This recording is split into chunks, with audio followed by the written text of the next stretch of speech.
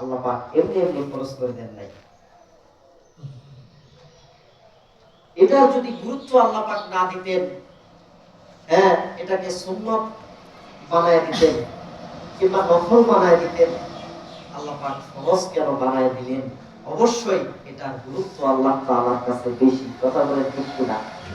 এই জন্য জানতে হবে, শিখতে হবে, শিখে এরপরে আমল করতে হবে। না জানলে, না শিখলে আপনি আমল করতে পারবেন না। আর যদি মনে করেন, হ্যাঁ, ছোট থেকে বড় হয়েছি, পিতা মাতা মাদ্রাসায় দেন নাই, শিখাই নাই, এখন বড় হয়েছি, এখন শেখা সম্ভব না, কাজেই যা জানি তাই দিয়ে আমল করে এবার থেকে ওপারে চলে যাব, আল্লাহ তাআলার কাছে আরজি করে মাফ চেয়ে নিব, এটার জন্য কোনো মাফ হবে না। আল্লাহ পাক ধরবেন, আল্লাহ পাক বলবেন, তোমাকে এতগুলো মাধ্যম দিয়েছি, তোমার পর ইলম শিক্ষা করাকে ফরজ করে দিয়েছি, এই ফরজকে তুমি গুরুত্ব দেও নাই, মাধ্যমগুলোকে তুমি গুরুত্ব দেও নাই। আজকে আমার প্রশ্নের উত্তর না দেওয়া পর্যন্ত আদম সন্তান তুমি এক পা এখান থেকে নড়তে পারবা না। আল্লাহ পাক ধরবেন, প্রত্যেকটা ব্যাপারে আল্লাহ পাক কি করবেন? জিজ্ঞাসিত করবেন। সন্তানকে কিভাবে মানুষ করেছেন, কোন পথে মানুষ করেছেন, এ ব্যাপারে জিজ্ঞাসিত হতে হবে। আল্লাহ পাক ধন সম্পদ দিয়েছেন, ধন সম্পদ কোন পথে ব্যয় করেছেন, এরকম এক একটা বিষয় উল্লেখ করে আল্লাহ রাব্বুল আলামিন তার বান্দাদেরকে জিজ্ঞাসিত করবেন। আদম সন্তানরা আল্লাহ রাব্বুল আলামিনের প্রশ্নের উত্তর দেওয়া না পর্যন্ত কোন আদম জান্নাতে যেতে পারবে না। প্রত্যেকটা ব্যাপারে আল্লাহ কি করবেন? জিজ্ঞাসিত করবেন, জিজ্ঞাসিত হতে হবে। আমরা তো মনে করি যে কোনো না কোনো উপায় কি করবো, পার পেয়ে যাব, এতটা সহজ না। আল্লাহ পাক ধরবেন। এই জন্য সদা সর্বদা কি থাকতে হবে? প্রস্তুত থাকতে হবে যে মৃত্যুর পরে আল্লাহ রাব্বুল আলামিন কোন ব্যাপারে জিজ্ঞাসা করার সাথে সাথে আমি যেন উত্তর দিতে পারি।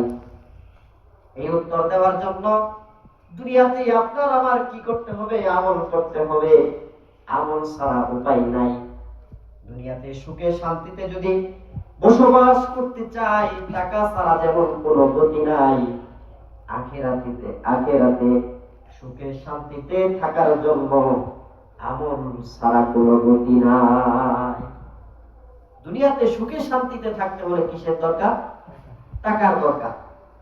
আর আখিরাতে সুখে শান্তিতে থাকার জন্য কি দরকার? আমল দরকার। এই আমল করবেন কখন? মৃত্যুর পরে না মৃত্যুর আগে? কি বলে, মৃত্যুর আগে না মৃত্যুর পরে? মৃত্যুর আগে। মৃত্যুর আগে অবশ্যই আমল করতে হবে। মৃত্যুর পরে আমল করার সুযোগ নাই। হাদিসের মধ্যে এসেছে, মৃত্যুর পরে কিছু লোকের অবস্থা এমন হবে যে তারা কি করবে? নিজের শরীর থেকে নিজের চামড়াগুলো নিজেরাই খুলে খুলে নিবে আর আফসোস করতে থাকবে, আর আল্লাহ তাআলার কাছে আরজি করে বলতে থাকবে, ওগো মালিক, ওগো আল্লাহ, ওগো আমার প্রভু, আর একটা বার সুযোগ আমাদেরকে দেন। দুনিয়াতে গিয়ে সংসার কি, দুনিয়ার ক্ষমতা কি, দুনিয়ার টাকা পয়সা কি, দুনিয়ার কোন লোক লালসার দিকে তাকাবো না, শুধুমাত্র আপনার ইবাদতে ব্যস্ত থাকবো, আপনাকে পাওয়ার জন্য আপ্রাণ চেষ্টা করতে থাকবো। আল্লাহ রাব্বুল আলামিন সেই দিন জানায় দিবেন, ও আমার বান্দা, ও আমার প্রিয় বান্দা, দুনিয়ার ভিতরেই আমি তোমাকে 60-70 বছরের জিন্দেগি তোমাকে দান করেছিলাম। এই 60-70 বছরের জিন্দেগির মধ্যে আমি আল্লাহ তোমাদেরকে এমন স্বাধীনতা দিয়েছি, তোমরা দুনিয়ার মধ্যে যা চেয়েছো তাই দিয়েছি, তোমাদের কোনো কিছু আমি আল্লাহ কমতি রাখি নাই। আজকে আমি তোমাদেরকে জিজ্ঞাসিত করব, আজকে তোমরা আফসোস করতেছো, আজকে আফসোস করতে করতে তোমাদের জীবন যদি 50 বার করে চলে যায়, তবুও আমি আল্লাহর হৃদয় আজকে বলবে না, আল্লাহর হৃদয় বলবে না। আল্লাহ পাক সেই দিন হুঙ্কার দিবেন, আইনাল জাব্বার আইনাল মুতাকাব্বির।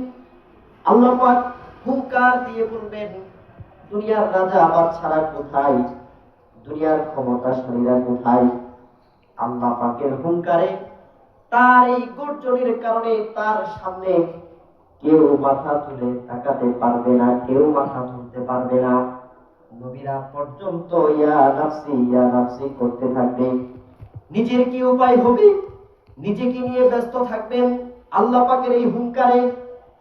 এরপরে লম্বা ঘটনা, বিশ্বনবী সাল্লাল্লাহু আলাইহি ওয়াসাল্লাম সিজদায় পড়ে কাঁদতে থাকবে, আর তার জবান দিয়ে বের হতে থাকবে, ইয়া উম্মতি তুজরিকান আল্লাহু আকবার। আল্লাহ রাব্বুল আলামিন বলবেন, ওগো আমার হাবিব, আমার বন্ধু, আপনি কেন কান্না করেন? আপনি মাথা উঠান, আপনি আজকে যা সুপারিশ করবেন তাই কবুল করা হবে। আমার নবী সিজদা থেকে মাথা উঠাবেন না। এরপর আল্লাহ পাক বারবার করার পরে বিশ্বনবী সাল্লাল্লাহু আলাইহি ওয়াসাল্লাম সিজদা থেকে মাথা উঠিয়ে আল্লাহর নিয়ামতের শুকরিয়া আদায় করে এরপরে আল্লাহ পাক বিচারের কার্যক্রম যখন শুরু করবেন, আমার নবী সেই সময় আপনার আমার ব্যাপারে আল্লাহ তাআলার কাছে বলবেন, ওগো আমার আল্লাহ, ওগো আমার প্রভু, দুনিয়াতে আমি ছিলাম না, আমার উম্মতরা এতিম ছিল, তারা বুঝতে পারে নাই, শয়তানের চক্রান্ত করে তারা গুনাহ করেছে, তারা বুঝতে পারে নাই। ওগো আল্লাহ, তাদের হয়ে আমি তোমার কাছে ক্ষমা চাই, তুমি তাদেরকে ক্ষমা করো, মাফ করো। এরপরে আল্লাহ রাব্বুল আলামিন বিশ্বনবী সাল্লাল্লাহু আলাইহি ওয়াসাল্লাম এর এই সুপারিশের কারণে অগণিত মানুষকে জাহান্নাম থেকে বের করে জান্নাত দিবেন। সুবহানাল্লাহ। সুপারিশ করবেন কে? সুপারিশ করবেন কে? বিশ্বনবী সাল্লাল্লাহু আলাইহি ওয়াসাল্লাম। সুপারিশ করার আর কেউ সাহসেরই পাবে না। এই যে পিতা মাতা, হ্যাঁ, আমরা দুনিয়ার মধ্যে আমাদেরকে সবচাইতে মহব্বত আর ভালোবাসেন কে? আমাদের পিতা মাতা। এরাও হাসরের মাঠে আমাদেরকে কি করবেন না? চিনবেন না, পরিচয় দিবেন না। পিতা সন্তানকে পরিচয় দিবেন না, সন্তান পিতাকে পরিচয় দিবেন না। স্ত্রী, হাই হাই, কেমন স্ত্রী, কেমন ভালোবাসা দুনিয়ার মধ্যে স্ত্রীর জন্য জীবন পর্যন্ত আমরা দিয়ে দিতে রাজি। মাথার গাম পায়ে ফেলে, পায়ের গাম মাথায় ফেলে আমরা পরিশ্রম করে তাদেরকে খাওয়াই। এই স্ত্রী কিয়ামতের ময়দানে আপনাকে আমাকে পরিচয় দিবেন না। তারা বলবেন, দুনিয়াতে আমার কোনো সন্তান ছিল না, দুনিয়াতে আমার কোনো স্বামী ছিল না, আমি তো একা ছিলাম। এরকম একটা ঘটনা আমরা পড়েছি, শুনেছি যে আল্লাহ পাক বিচারের কার্যক্রম শুরু করার পর এক বান্দার সাথে আল্লাহ পাক একটু তামাশা করবেন। কি তামাশা? আল্লাহ পাক তার আমলগুলো ওজন করবেন, ওজন করার পর তাকে বলবেন, ও বান্দা, তোমার আমল তো আমি ওজন করেছি, তোমার যে নেক আমলের চাইতে বদ আমল একটা বেশি হয়ে গিয়েছে।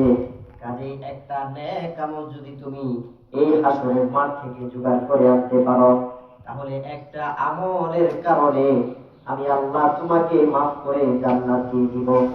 আল্লাহ পাক যখন ওই বান্দাকে বলবেন যে হাসরের মাঠ থেকে একটা আমল জোগাড় করে নিয়ে আসো, বান্দা তখন খুশি হয়ে যাবে।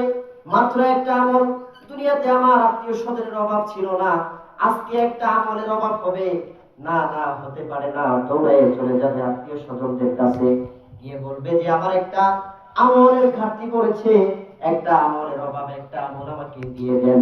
সমস্ত আত্মীয় স্বজন বন্ধু বান্ধবের কাছে যাবে, কেউ একটা আমল দিবে না, কেউ একটা আমল দিবে না। এরপর চিন্তা করবে, বন্ধু বান্ধব হয়তো না দিল, পিতা মাতা আছে তারা দিবে, তাদের কাছে দৌড়ায় চলে যাবে যে একটা আমলের অভাব, একটা আমলের ঘাটতি, একটা আমল হইলে আমি জান্নাতে যেতে পারবো। এরপরে তারাও আমল দিবে। বলেন দিবে? কেউ দিবে না। সবার কাছে যাবে, কেউ একটা আমল দিবে না।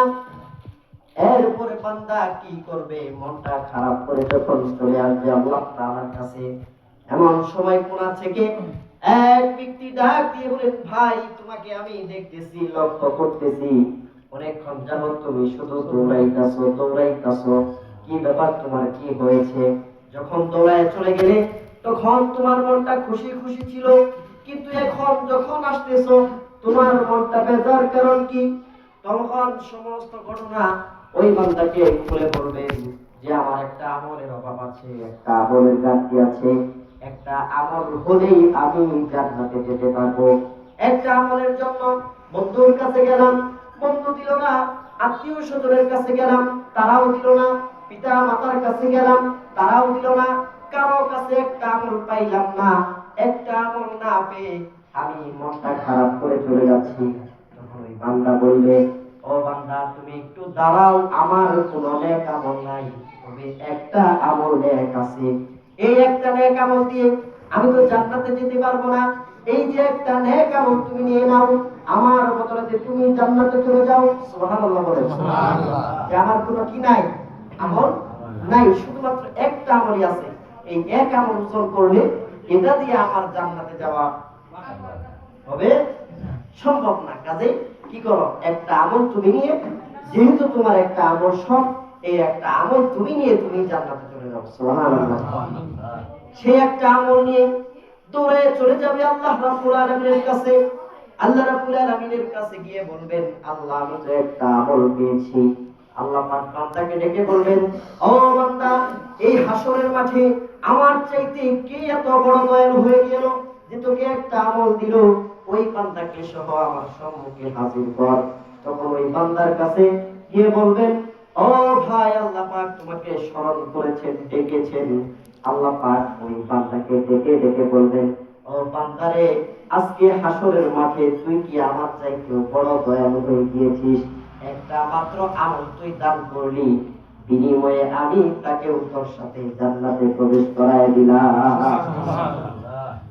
একটা আমল দান করার কারণে আল্লাহ রাব্বুল আলামিন তাকেও কি করবেন? জান্নাতে প্রবেশ করায় দিবেন। প্রিয় হাজিরিন, আমি বলতেছিলাম যে খৈরুকুম মান তাআল্লামাল কুরআনা ওয়া আল্লামা। দুনিয়ার মধ্যে যারা কোরআন শিখে এবং অপরকে শেখায়, যারা হাদিস শিখে অপরকে শেখায়, যারা ইলম শিখে অপরকে শেখায়, তারা হলো আল্লাহ রাসূল সাল্লাল্লাহু আলাইহি ওয়াসাল্লামের ভাষ্য মতে তারাই এই দুনিয়ার মধ্যে শ্রেষ্ঠ উত্তম। সুবহানাল্লাহ। এই জন্য হাদিস নিজে শিখবো, অপরকে কি করব? শিখাবো। একটা হাদিস নিজে জানলে অপরকে কি করব? শিখাবো। আর এই যে শিখা, এটা প্রত্যেকের উপর আল্লাহ রাব্বুল আলামিন ফরজ করে দিয়েছেন। তো আমাদের মধ্য থেকে যাদের সূরা কেরাত গুলো কি নাই, সহি নাই, তাইলে এই সূরা কেরাত গুলো সহি করা দরকার আছে না? বলেন আছে না? সূরা কেরাত সহি যদি না করে আপনি জীবন ভর নামাজ পড়েন, ওই নামাজ কবুল হবে না। কাজেই সূরা কেরাত গুলো সহি করতে হবে। তো এই সহি করার জন্য বিশেষ করে যারা মধ্যম পন্থার লোক, একেবারে বয়স্ক লোক, বৃদ্ধ লোক, তাদের জন্য একটা রাস্তা, সেটা হলো চিল্লার রাস্তা অথবা সময় লাগানোর রাস্তা। তো আপনাদের এই মহল্লা মসজিদ থেকে 3 দিনের একটা নেশা বের হবে। তো আমি আপনাদেরকে বলবো, যাদের হাতে সময় আছে, এখন তো তেমন কোনো কাম কাজ নাই, দান কাটা শুরু হয় নাই, তো যাদের হাতে সময় আছে, আমরা বাড়িতে বসে আছি, আমরা এই 3 দিনের সময় বের করে আল্লাহর রাস্তায় যাওয়ার জন্য নিয়ত করব। আল্লাহ পাক আমাদের প্রত্যেকের নিয়তকে কবুল আর মঞ্জুর করুন। সকলে বলি আমিন। ওয়া আখিরু দাওয়ানা আলহামদুলিল্লাহি রাব্বিল আলামিন। আমরা যারা সুন্নাত করে নিয়ে আমরা